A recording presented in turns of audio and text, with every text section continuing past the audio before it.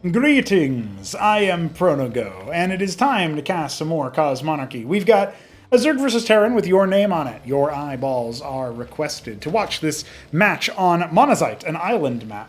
So I'm very excited about that. Kenoli, the map author, is in the bottom right as the pumpkin Zerg, and Goosey in the top left is going to be our latest and greatest Terran player to join our ranks. We'll see how great he actually is, but he is factually the latest Terran player to start playing Cosmonarchy within the last month or so that is participating in the 1v1s, and I think that's pretty cool. So shoutouts to him. He is in the top left as Midnight Green. We do have Kenoli, of course, favored in this matchup. He's more veteran and definitely played a decent amount of his own map, and of course a decent amount of Zerg. But Zerg versus Terran is maybe a little bit more of a challenging matchup. Since we did take a look at Goosey earlier, we saw him against Sausage in a pretty difficult TVP match for the guy. And I just wanted to say that particularly when it comes to the Terran matchups, I think TVP, pretty difficult if you don't kind of know it. You need to lose a few games doing some stuff you think will work and won't in order to actually get to a point where you can properly compete. And then you think about TVZ, that matchup, you can make bio work, you can make mech work. There's different ways to do either. But it can be tricky. Your trickiness comes later in the game, though. You're early game favored, whereas Protoss is early game favored against you. And then if you think about Terran versus a Skozy, that one's a little harder to map out, and I think it's a little bit more dependent right now on what the Skozy player is doing. But certainly something that you can consider. Slightly Terran favored in the early game, and Mondo Terran favored in the mid game once they get to the phalanx. So that's at least my particular thought process so far from what I've seen. Kenoli going to go for a Larvoskin to pool and then jump into an expansion build. His opponent, however, is going multi-star pad here and going straight into Wraith. So no ground units at all, just going to go right for air. This is different than what you would typically see a Terran player do, which might surprise you because you don't need a tech requirement for the star pad. It can be one of your basic structures, and Goosey is demonstrating that to us right now. We'll see if his Wraith play ends up giving us what we need for Terran victory here on the island map. I've also heard multiple opinions about how good Terran actually is on an island map in Cosmonarchy, or this style of island map where the mains are islands, everything else is connected by ground. So I'm interested. I'm interested in seeing what people have to say for themselves about that one. Because some people say Terran should be really, really good. And other people are saying, no, they're easy. So we'll see what Kenoli feels like. Wraiths are going to be heckling the Ovaleth, which of course is a detector for the Zerg, so it sees them. Their cloak, by the way, is proximity-based, so you just saw now the Ovaleth flying back inwards, and it's doing so to make it so that the Wraiths don't fly directly into the enemy base and make it so that the Zerg has a hard time. And Goosey actually buys the bait, which tells me he is indeed a newer player. But tactically speaking, when you're thinking about like your familiarity with RTS games, in that situation, the Ovaleth poses no threat. Maybe you don't want him to scout you or whatever, but he's probably turning it around to sacrifice it for a deliberate reason. Kenoli is tactically aware enough to go ahead and throw that at you so that you don't fly into his base before his anti-air is finished.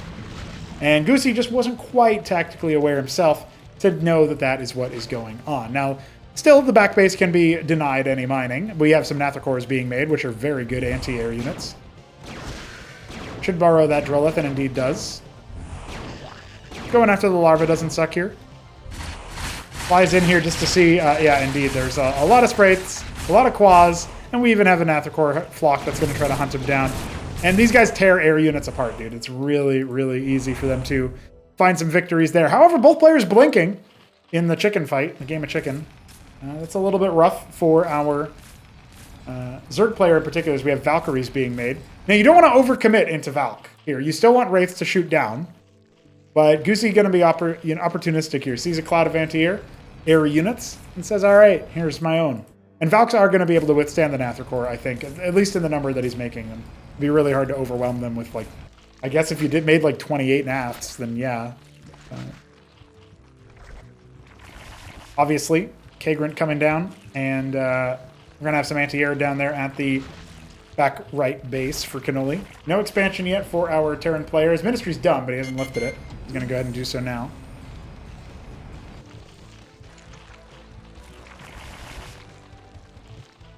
Calcure Lake going to come out pretty soon here. as a bunch of quads are overlaid down there, elevator down. And the lake is going to allow these gnats to turn into calculisks, which are a pretty potent force against wraiths. Maybe a little bit easier to deal with when you're dealing with Valkyries, though.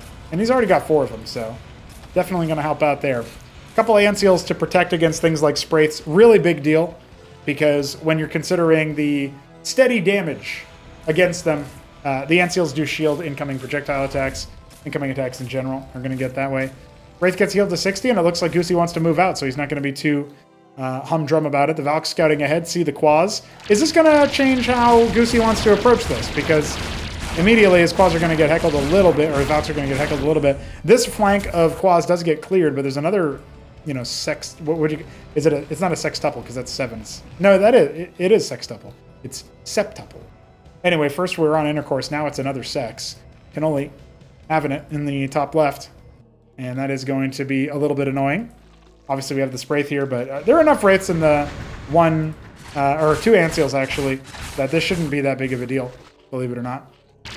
Does Goosey know that? I'm not sure. Ends up losing his 2 Masons and evacuating the Ministry. He can just, you know, power on Masons for the time being. Of course, the Star Pad does also make transport, so at some point he can elevate our workers down there. He doesn't need to stay on his island the whole time. Goosey's just vibing out, man. He's having a good time with his ridiculous amount of cash. Ministry number 2. Well, I guess number 3, if you count the starting one. And okay, he's actually just going to go ahead and make 2 more. I mean, I guess, you know. Ant-Seal coming up pretty soon here to reveal the quads. But that's actually not something Goosey really cares too much about right now. He's going to go ahead and pinch those 2.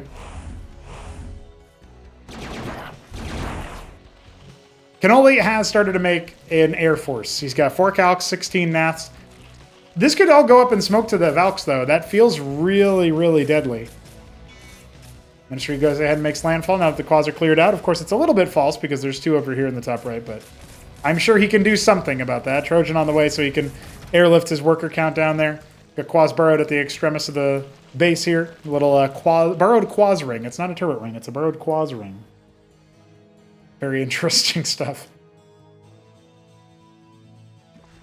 Maybe thinking about another base, it looks like, but it's probably going to get sniped by the presence of the air fleet. Valk's obviously moving a little bit faster. Kenoli. Oh, he's actually allowed to put it down. That feels a little interesting there. Goosey's going to go back home and start scooping up Masons. The Trojan has hot drop, so it's a passive that increases the unload speed of this particular transport. As you can see, they unload really fast. Very good with bio, or indeed with like 4 mech units or something like that, the maximum number. Has more value the more units you have in your transport, basically. Alright, he flies right into the anti-air, and to the AoE no less, and all of his rates are clumped up, but the Valks are still going to trade okay here. That's a really big problem for Goosey, though. He ends up losing all of his units that can shoot down. And he only has the Valks, and of course the Ant-Seals were not there protecting anything. Actually, these Valks on autopilot help out a little bit. He needs to turn and fight.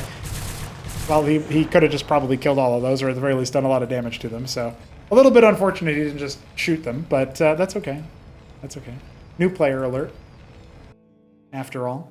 Overall, I would say, you know, he's got APM. He can keep up on the action speed front, but he's also spending queuing a lot and trying to spend on a limited number of production structures when really what he needs is to put down like 3 more star pads.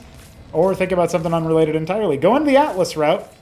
Well, it doesn't suck as an option, but what is he going to do to shoot the ground units down? He's got to deal with these Apex tier, you know, tier 1 units. These and like the outer game of the early game units, I guess you could say. It's the best tier 1 has to offer for Zerg.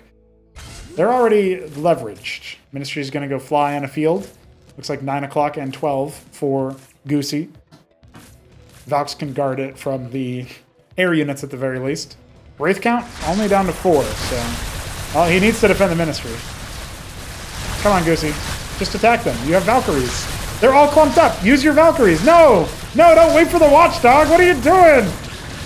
Oh my god, Goosey. I could kill you, but I'm scared. Well, I guess it had coverage for this poor sap to fly all the way down to 9 o'clock. I'm sure that won't get spotted at all. Atlas is completed. What are we getting out of tier 2? Is it going to be Starport? Yeah, I guess that makes sense. Well, let's be real. Starport from here, what does he want, right? If he goes Valkyrie Gorgon or Valkyrie Wyvern or... I guess Valkyrie Sundog wouldn't suck, but I don't know. I'm thinking Valkyrie Gorgon is probably the most spammable. He's only making one starport, though. He really needs a little bit more than that. Capping his gas in the natural for both nodes and, of course, in the main. Ministry does end up landing at a mineral only. Not very useful, it feels like. And no advance warning here for a potential calc run-by, flyby up here inside the main base as the Lyras are up guarding 12.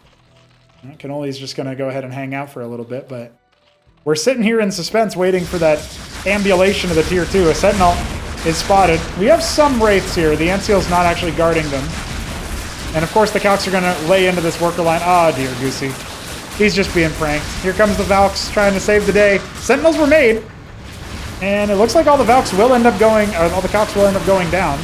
They'll end up killing like, what, one Mason here? So that's all right. He's still got 31 workers. He's got so many ministries that he could just rebuild them pretty easily, actually. If he lands this ministry in the main and starts rebuilding workers on the spot, he can catch back up pretty quickly, believe it or not. Of course, this guy's not doing anything either, so that guy would also need to build up a worker count. But, okay, Starport's done. What are you going to do now, buddy? Do you think he's going to do, like, oh, down goes the Sentinel burning. Starport could, oh, he's going to go Wyvern. Okay, so... I'm a little bit concerned because he doesn't have a lot of production. Obviously, he lost a lot of workers in that attack. I mean, you can see the leftover vestigial parts of the Mason. Tier 2 now beginning for Kenoli. 20 seconds out of that completing. And what does he want to do? Is he going to go for Nidus? That's what I would want.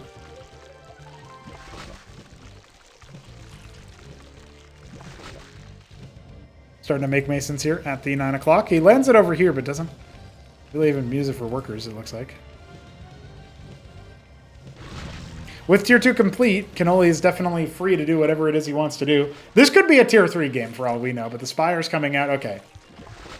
So it's going to be Sovs, almost assuredly. I think Valks actually are a reasonable unit to build against those. But they outrun the Anseals, so you got to keep that in mind too. A lot of Anseals are here. There's more Anseals than there are Valks. More Anseals than there are Wraiths. Wyvern and then straight into a commandment. So that's what I was wondering. Is it going to be a Seraph? Goosey could nuke. That could be a thing he does. His air unit's canvassing the map, trying to find out what's up. And maybe he can go ahead and start doing some other things with these Masons. Here, he's just going to send them to mining. Island maps are weird. Kenoli is a little weirder. And he's allowed this game to be very bizarre. Obviously cleared a lot of workers in that attack, so you think, okay, he's pretty safe on the economic side of it. Goosey's got a lot of money. It's probably not going to be a nuke. Goosey is very close to having Tier 3 gas. Puts down another starport. Maybe we'll get a Seraph out of the equation. Or down in a Radiate or something. But, well, now he's adding more starports, so I don't know. It wasn't Tier 3 after all.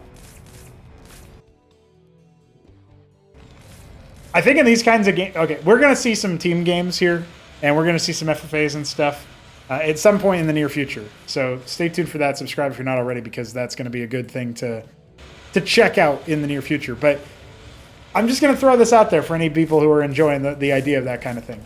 Please, understand. Terran players are going to need to start making a quarry at some point, making Taluses, and building diadems with them, and Sentinels. That offensive defense, dude. Do it. Tell me that. Tell me a diadem wouldn't be really cool right here. A facade coming online. He's going to use it for reactive cloaking there, which is pretty neat. It's a little bit of an underutilized structure, but it's also maybe a little bit not very effective, right?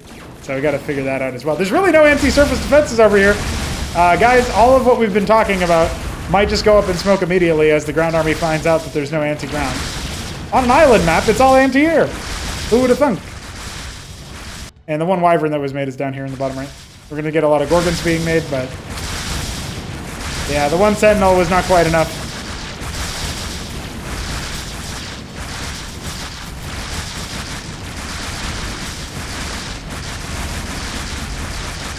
Well, that's a little too bad. That's anticlimactic. What do I do now? Tell everybody that we sat here for 15 minutes until Kenoli just deleted his base because he could, and he forgot that he couldn't. He forgot. He had forgotten that he could the whole time. I guess that's what I meant to say. So mineral only base, giving him a lot of minerals, and that's really funny because this is an island map, and he doesn't need minerals. Okay, guys, he needs Vespene, and maybe he also needs units that can shoot down. He's making Gorgons. Rotary halfway complete. Maybe should have been what he got to begin with. Get himself some salamanders, dude. Tell me. Tell me. Spear Tiths and a Khaz'trith. Did he math this number out? Is this actually going to be the radius that it needs to be? Holy shit. Well, only that one on the right. So that's a little unfortunate for him, but these other two should be good. Yeah, there you go. He's just kind of surrounding the island right now, which is really funny to me. Gorgons, Wyverns. He's made the rotary, so he can definitely do more than that. He can set up some Sundogs or something. I think Salamander is the way to go. His unit's looking around here. The Protathalors are... the Protathalors are going to be turned into the proper unit. Isn't that right, guys? I'm looking around for the Spire, actually. Oh, it's in the back here. Oh, Kenoli. You do the darndest things. Well... if you guys are wondering why I don't cast more like lower level games when I see them in the replay Kraken, this little dive into what the new guys are up to may have told you a thing or two about it. He is making a lot of Ant Seals. He also has an Azazel, and the Gorgon plus Salamander count should help out here.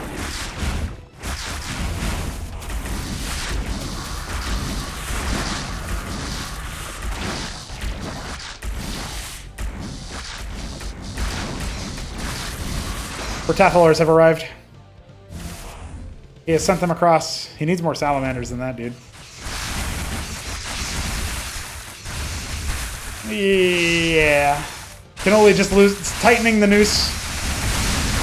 I mean, I saw a long game on Monazite, and I thought, that'll be a perfect way to showcase the new guy's TVZ. Isn't that cool? And then this happened. So, yeah. Anyways. Thanks for watching Cosmonarchy, guys. Rain or shine, good game or bad, you guys are always here to check me out on Instagram, and by that I mean sub to me on YouTube. And occasionally you donate on streamlabs.com/Chronogo or ko-fi.com/Cosmonarchy. That's a good one. You pop into our Discord server or a Fluxor server, and you do all kinds of things like that. But right about now, I think we've seen it all. I think we've seen everything we need to see here. As Kenoli is going to use one Ovalef to load every single unit up and drop it on his opponent.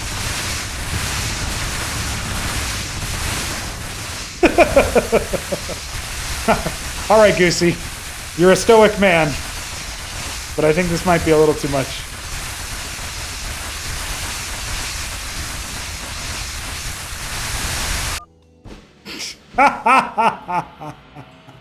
Kenoli had to get the pizza. GG boys, we're out of here.